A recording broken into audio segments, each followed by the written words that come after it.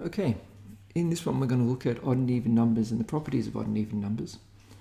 So by definition, an even number has a 0, 2, 4, 6 or 8 in the ones place value. So let's have a look at place value for a sec. If we're looking at place value up to the hundreds, the rightmost column is the ones, the second column is the tens, and the last column is the hundreds. This represents the single digit numbers. Up to tens represents the double digit numbers, and up to hundreds represents the triple digit numbers.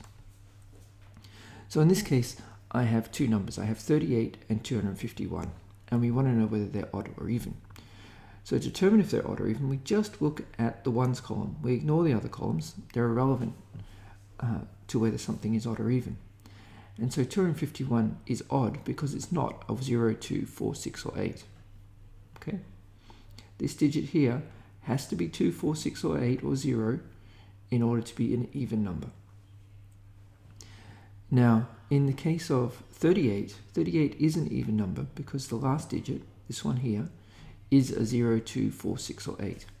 The 3 is irrelevant. Now, whether something is odd or even is known as the parity of a number. So if you ask the parity of a number, the answer would be either odd or even. It can't be anything else.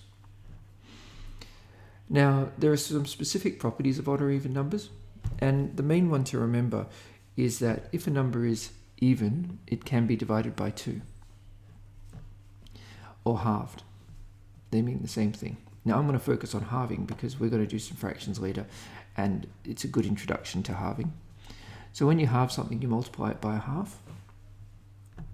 So if I had the number 8, 8 is even, 8 can be halved. And if we halve 8, the answer is going to be 4. Let's check why. So when I'm halving something, I want to have two even groups. So I put one on this side, one on that side. I've got 2 so far. Now I've got 4. Now I've got 8. Now I've got 6. Now I've got 8.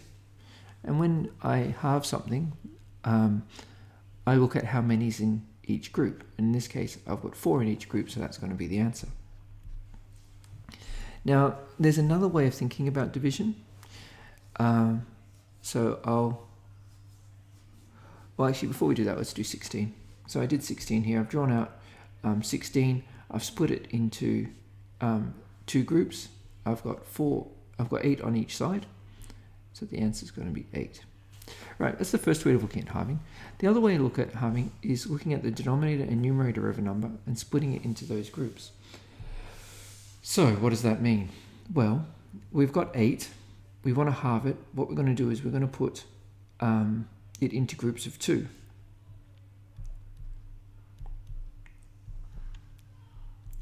And the one on the top is asking us to say how many is in each group of 2.